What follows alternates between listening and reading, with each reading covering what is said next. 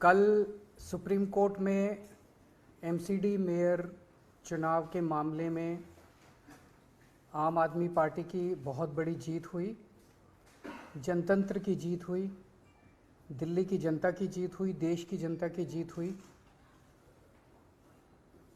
जो गलत तरीके से एलजी साहब और बीजेपी वाले हारने के बावजूद भी जोर ज़बरदस्ती करके असंवैधानिक तरीके से, गैरकानूनी तरीके से बीजेपी का मेयर बनाने की कोशिश कर रहे थे, उस षड्यंत्र को एक तरह से नाकाम कर दिया सुप्रीम कोर्ट ने। अभी थोड़ी देर पहले मैंने एलजी साहब के पास प्रस्ताव भेजा है कि 22 फरवरी को मेयर के चुनाव कराए जाएं। मैं उम्मीद करता हूं कि अब जल्द ही चुनाव होंगे और जल्द ही दिल्ली को उनकी मर्ज़ी का, जो उन्होंने वोट डाले थे, जो मैंडेट दिया था, उसके हिसाब से मेयर मिलेगा। लेकिन आज जो मैं आपके सामने रखने जा रहा हूँ मुद्दा, वो सुन के आप लोग चौंक जाएंगे। कल सुप्रीम कोर्ट के अंदर जो केस हुआ, उस केस के पहले की कहानी मैं आप लोगों को बताना चाहता हूँ कि उस केस को असंवैधानिक तरीके से इन्फ्लुएंस करने की किस तरह से एलजी साहब ने कोशिश की कि सुप्रीम कोर्ट के अंदर सच्चाई नहीं बताई जानी चाहिए। सुप्रीम कोर्ट में सच्चाई बताने से रोकने के लिए एलजी साहब ने पूरी कोशिश की। शैली ओबेरॉय जो हमारी मेयर कैंडिडेट हैं, उन्होंने सुप्रीम कोर्ट में केस किया। उस केस में उन्होंने दिल्ली सरकार और एलजी दोनों को अलग अलग पार्टी बनाया, क्योंकि दोनों के व्यूज़ अलग अलग थे।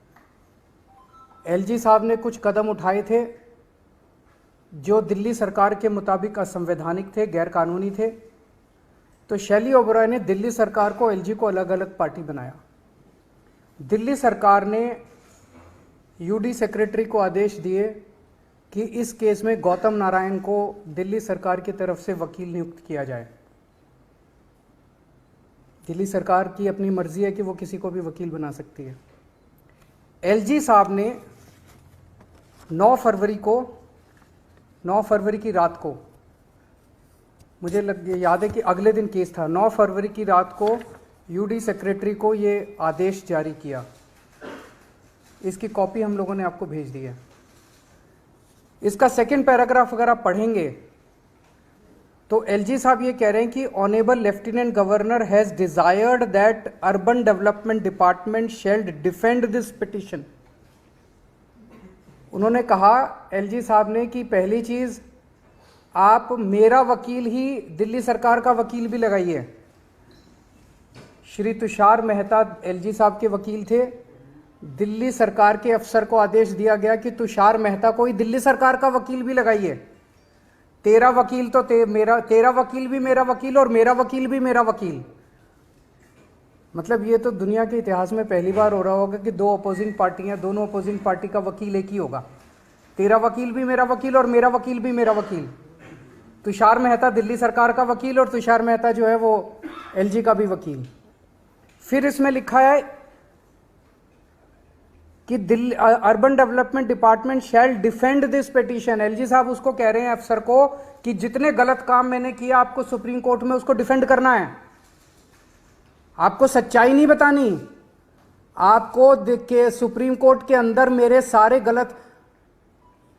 गलत कामों को डिफेंड करना है। एक किया। दूसरा आदेश, you should engage the services of Shri Tushar Mehta. मेरा वकील तुषार मेहता है, तुम भी तुषार मेहता को करो, तुम अपना वकील गौतम नारायण को मत करो। और तीसरा कहते हैं, counter affidavit has been file, कि तुम वहां क्या बोलोगे ये भी मैं तय करूंगा। तुम्हारा वकील ऑपोजिट पार्टी, दो पार्टियां कोर्ट में हैं।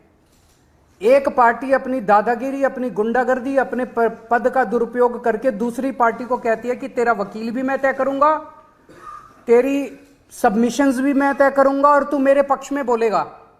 ये तो इन्होंने, ये क्या है?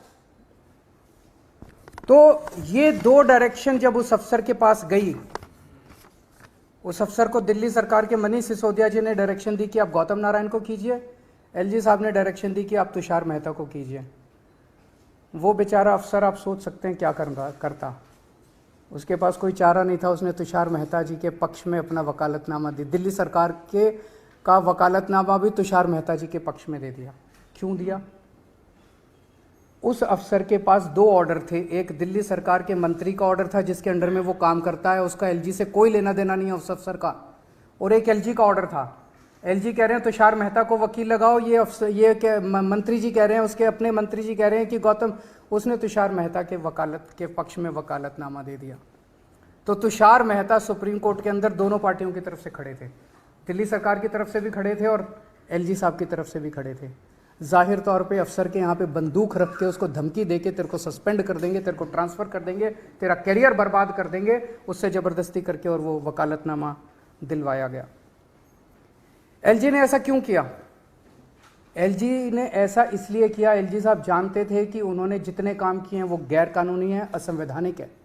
अगर सुप्रीम कोर्ट के अंदर उनकी पोल खुल गई तो एलजी मुंह दिखाने के लायक नहीं बचेंगे। इसीलिए उन्होंने गुंडागर्दी करके, अपना पद का दुरुपयोग करके उन्होंने दोनों पक्षों का वकील एक करवाया, दोनों पक्षों का काउंटर एफिडेविट एक करवाया। तो इससे साफ साफ जाहिर है कि सुप्रीम कोर्ट में सच को छुपाने के लिए एलजी साहब ने यह सारा षड्यंत्र रचा।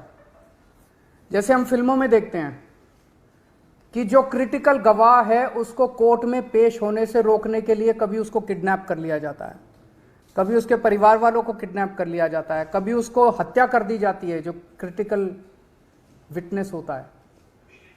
ये बहुत बड़ा गुनाह है, ये क्राइम है। एलजी साहब ने जो किया वो वही काम किया कि एक पार्टी के सच्चाई को सुप्रीम कोर्ट के सामने रखने से रोकने के लिए उन्होंने अपना ये सारा षड्यंत्र रचा। ये मैंने कई वकीलों से सुबह से बात की है। This amounts to, LG's action amounts to interference in the administration of justice. It is criminal contempt of court. LG of lieutenant governor of Delhi has committed criminal contempt of court. मैंने आज एलजी साहब को ये चिट्ठी भी लिखी है, आप लोगों को उस चिट्ठी की कॉपी भी दे दी है, और मेरी एलजी साहब से अपील है कि इस तरह से गुंडागर्दी करके दिल्ली को चलाने की कोशिश मत कीजिए। दिल्ली के कामों में, चुनी हुई सरकार के काम में इस तरह से गुंडागर्दी करके दखलंदाजी मत कीजिए। वो एक बहुत बड़े संवैधानिक पद पे बैठे हैं, उनकी जिम्मेदारी है न्याय होना चाहिए। सुप्रीम कोर्ट के अंदर केस चल रहा है तो उनकी जिम्मेदारी है एक फादर फिगर की तरह की सारी पार्टियों का पक्ष सच्चाई के साथ रखा जाए, फिर जो भी कोर्ट निर्णय ले। लेकिन उन्होंने उसको करने से रोका। ये तो अच्छा हुआ, जो मुद्दे थे दिल्ली सरकार से सुप्रीम कोर्ट को कुछ पूछने की जरूरत नहीं पड़ी। सुप्रीम कोर्ट को 5 मिनट के अंदर मुद्दा समझ में आ गया।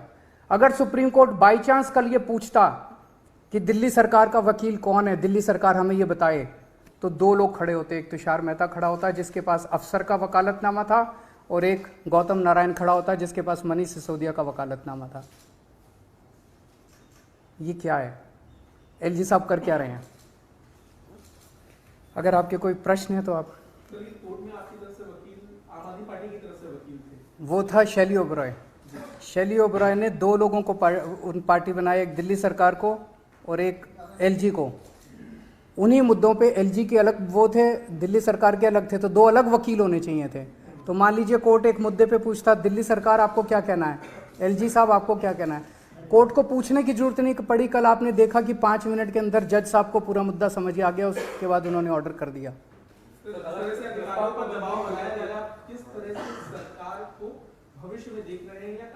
नहीं करेंगे, संघर्ष कर रहे हैं, लड़ रहे हैं। अंत में सच्चाई की जीत होगी, अंत में जनतंत्र की जीत होगी, संविधान की जीत होगी। संविधान को कुचल रहे हैं एलजी साहब, एक बार नहीं कई मौकों पे कह चुके हैं, मैं संविधान को नहीं मानता, मैं सुप्रीम कोर्ट के आदेशों को नहीं मानता। ऐसे एलजी के साथ कैसे दिल्ली चल सकती है, कैसे देश चल सकता है?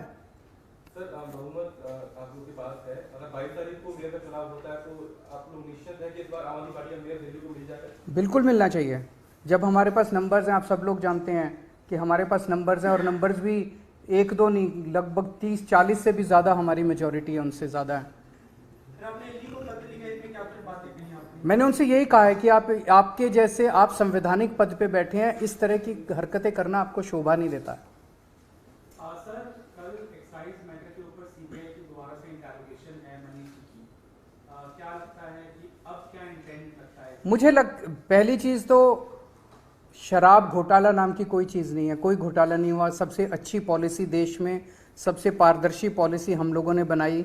यही पॉलिसी जब पंजाब में लागू की गई तो पंजाब में 48% रेवेन्यू बढ़ा, सेम टू सेम पॉलिसी।